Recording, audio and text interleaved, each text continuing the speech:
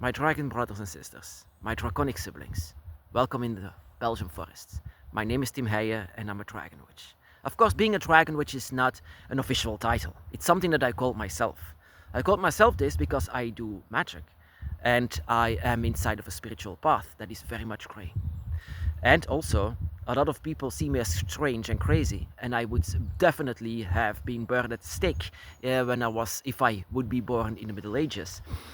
And of course, for dragons, we are dragons. So if you combine those two, dragon witch, I am a dragon witch. And if you want to be a dragon witch, I have some recommendations for you, my brothers and sisters. I don't have rules. We don't have rules. Every single path is different. So a few recommendations cannot hurt to be by your dragon's path. First of all, know your dragon gods. Every single one on spirituality at least knows who your dragon gods are.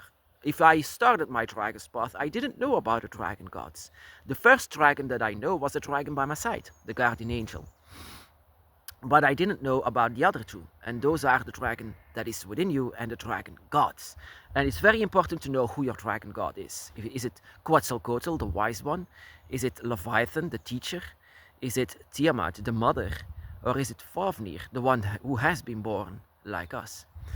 And of course, fire, earth, air, water, those are the elements of nature. And of course, we also see the phases of the moon as, the adult dragon, the just born dragon, the old and ancient dragon, and of course, the newborn dragon. That is the phrases of the moon.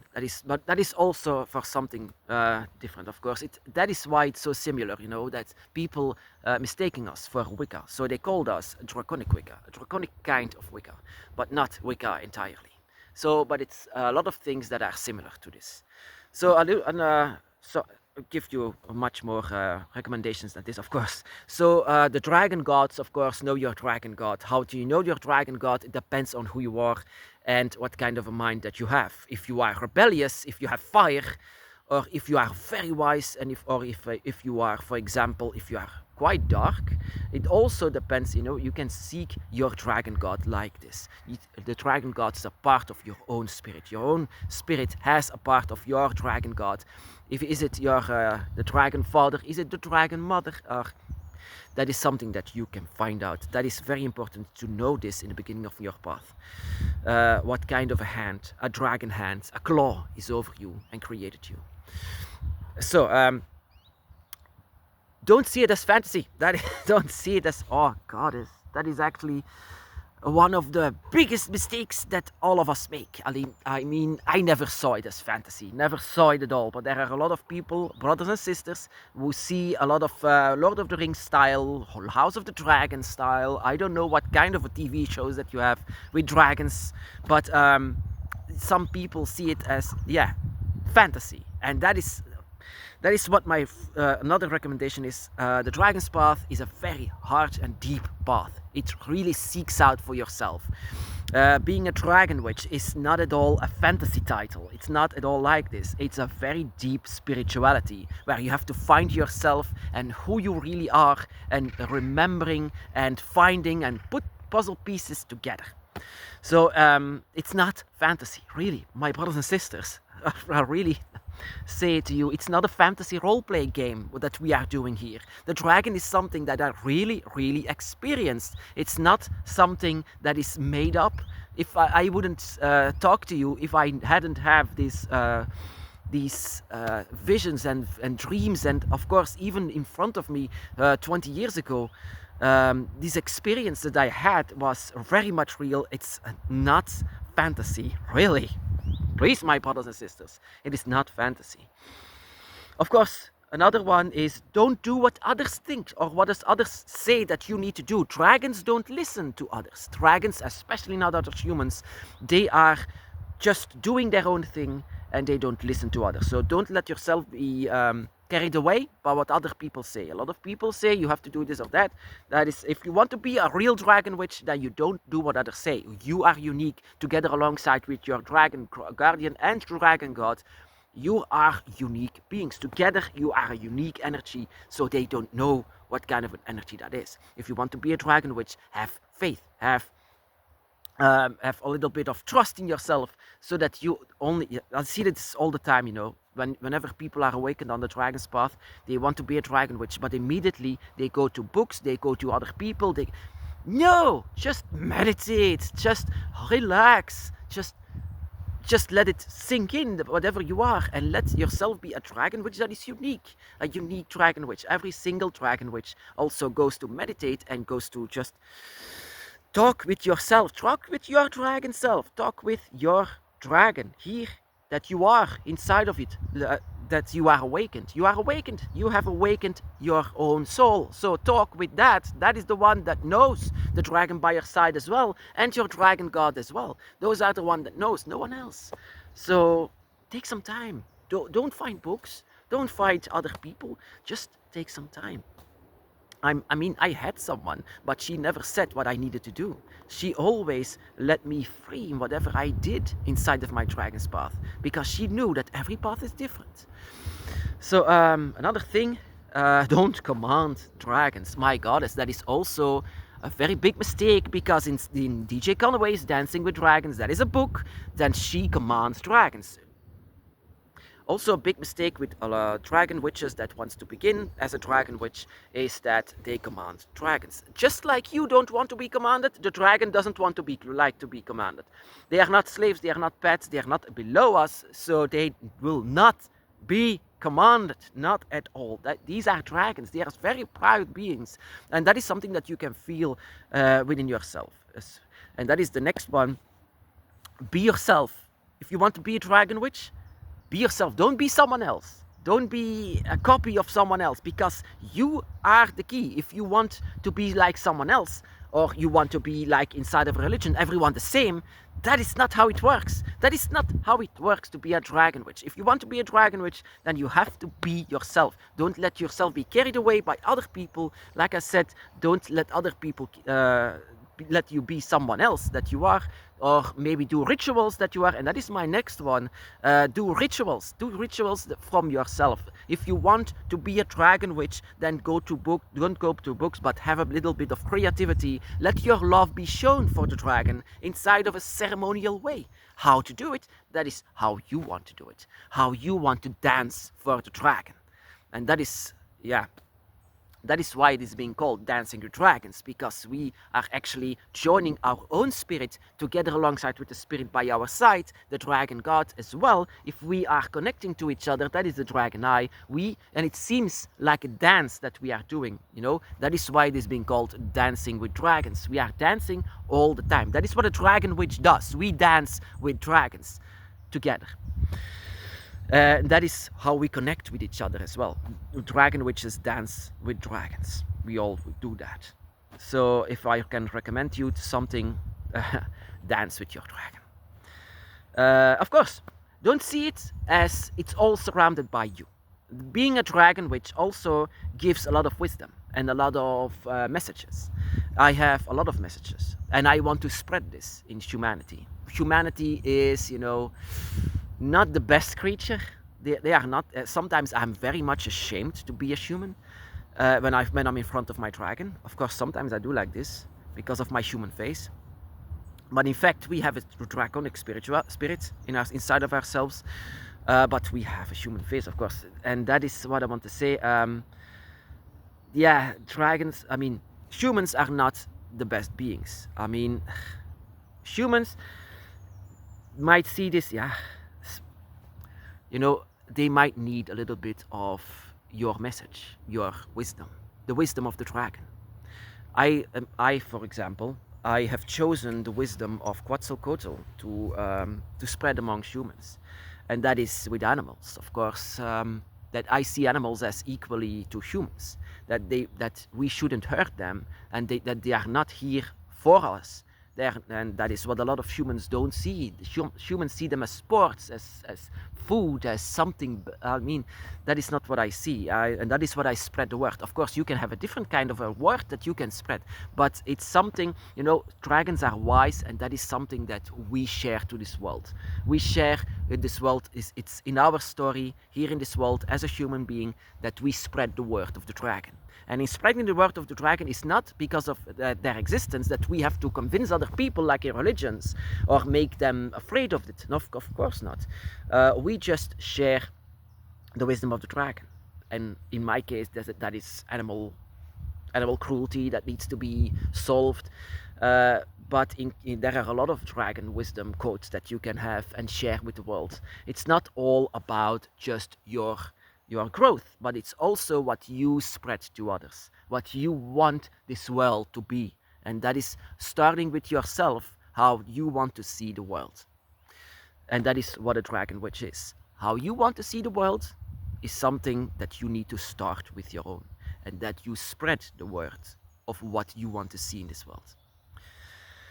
And of course, magic. We very much believe in magic. It's the oldest form of magic, but it's also a magic that won't be just.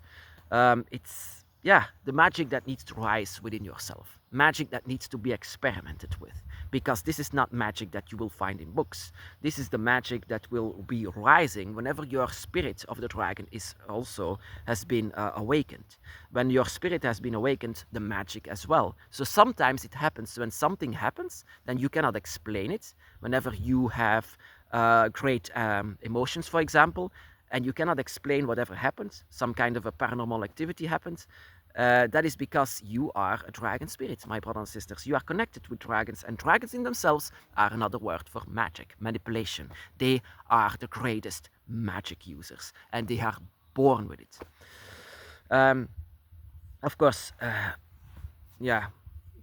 don't command, don't mix.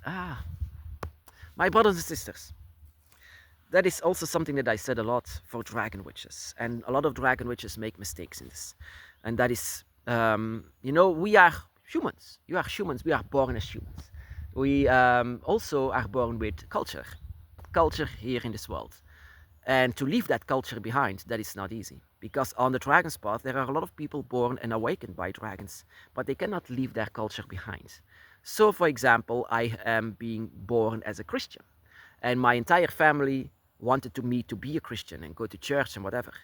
But after a while, after I found my dragon, I didn't want to go to church, I didn't care to go to church, and I let everyone know that I don't care anymore. But a lot of people still care. They still care. They know their dragon God, and yet they cannot leave Jesus behind. And that is something that I recommend, is not to mix paths. The dragon's path can be very difficult to understand. It's a way of, and it's a path of self-discovery. It's a path of also the discovery of this world, so that you need to understand everything much more. It's a very difficult and deep path, and to understand the dragons as well, and to understand who they are. And sometimes you need to understand your own self, that you even connect with other people, other spiritualities, other religions, even that you connect. For example, the dragon's path, which is a spirituality that is very solitary and very difficult to understand, but it's a very personal path, very personal. And on the other hand, you have dogma. Dogma, and that you need to do and behave and do whatever this book says, or else it battles with each other. It fights. You cannot have them together. If you want to choose your light, if you want to be a dragon witch, and you choose the light of the dragon, then another light. You cannot choose two gates to go along. Whenever your life ends, you cannot choose two heavens. You cannot choose it. You cannot choose two creators, for example. You choose, or you accept the dragon, or you accept whatever you have been grown up with, or maybe Jesus, or maybe Muhammad, or whatever other human gods there is. But I did not, because I did not love Jesus. I did not love Yahweh. In fact, I was afraid of him, of what he was going to do with me if I did something wrong. I was so afraid of it. That's just messed up, that they want to make children so afraid if they want to choose something else, if they have to have another path. Eventually, I knew my path, and it was that of the dragon, and I never mixed anything else with it. It was only focusing on the dragons. It was difficult enough to understand the dragons, to understand what is going on. I've been on the dragon's path 20 years, and still on these 20 years, it's still difficult to understand. But that makes us a dragon witch. We continue to learn all the time. We continue all the time without going inside, looking inside of a book. If you want to be a dragon witch, then have a little faith inside of yourself, inside of your mind. Don't say, I need a book or I need information about others. No, whatever you are is unique. No one else can say anything about you and your path. That is what makes our dragon's eye so unique. You cannot copy your dragon's eye. It is a unique energy of your dragon guardian, your dragon god, and the dragon that lives inside of you. You are a perfect team, but there is no copy of you. You cannot copy whatever you are or whoever you are. And these are my recommendations, my brothers and sisters. If you want to be a dragon witch. First of all, you have to wonder yourself, why do you want to be a dragon witch? Is it to stand out? Is it to be popular amongst? Because being a dragon witch will not make you popular. I mean, have that from me. A lot of people see me as weird and crazy, and they have a lot of judgmental things that is going on. Being a dragon witch is not at all to be famous and not at all to be popular at all. If I say so, I was ashamed and embarrassed even to say this to other people. But now, of course, I'm on YouTube telling you whatever we are and saying whatever you should do as a dragon witch in the beginning of it. But to say that you shouldn't be afraid. You shouldn't be ashamed. You should actually be proud. There are so few people in this world that are actually connected to dragons. And because dragons see you as a dragon, but humans see you as a witch, because you do magic and you connect with gods and with gods that they don't know and spirits and all. You are a witch. You are a grey witch, to be exact. You are the unlikely witch because you never sought to be a witch, but because of the dragons, you are so, and you are carrying all of these magic with you. So if you want to be a dragon witch, it is not at all to be popular. It is actually a title that I gave myself because of what it is. That is what we are. There is nothing else. We are grey witches, we are unlikely witches, and we are unpopular witches, because there is no coven.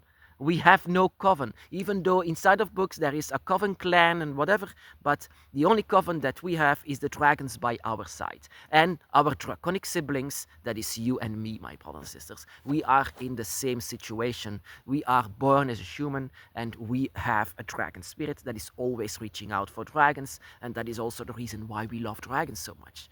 So also, that is also something you need to have love for the dragon. If there is no love for the dragon, then what's the point of being on the dragon's path? If there is no love for the dragons, there is no path. But we love the dragons. And if we don't believe in dragons, there is also no point of being on the dragon's path. If you have no faith inside of your dragons, if you have no belief inside of your dragons, well, actually, I am a very skeptical man, but I saw a lot of things. I have experienced a lot of things, and even I saw a lot of dragons. I connected with a lot of dragons, and then you have my mentor actually said that if I said it to no one and she could see my dragon, gave me my necklace and said, that is by your side. I can feel this so well. I never said anything. She could see my dragon, and that is also another moment that I have started to be a dragon witch, because the one that saw my dragon, the one that connected with my dragon, was also a witch. She was also a witch, and that is why I came with the name Dragon Witch, because she was not a dragon witch. She was a witch home in many places, but not a dragon witch, and that is where the idea came from. I am like a witch. I can feel things. I can do magic. I can connect with gods. I can talk with the spirits. I can even do so many things. I mean, for example, my dad was driving too hard. I said it to him, we are going to have a car crash. I saw it on front in my eyes, in my mind. My dragons were screaming out. The dragon spirit inside of myself was also screaming it out. And I said to my dad, we are going to have a car crash because you are driving too fast. You are driving too fast and there are wild boars going to cross the street a little further on, and exactly that is also what happened. So I saved my own life by saying, don't drive too fast. That is going to happen. So that is what a dragon witch is, my brothers and sisters. We connect with dragons. We connect with our own dragon spirit, our spirit. And if you want to be a dragon witch, then trust yourself. And also, that is actually the most important one, the most important rule. That is to be yourself.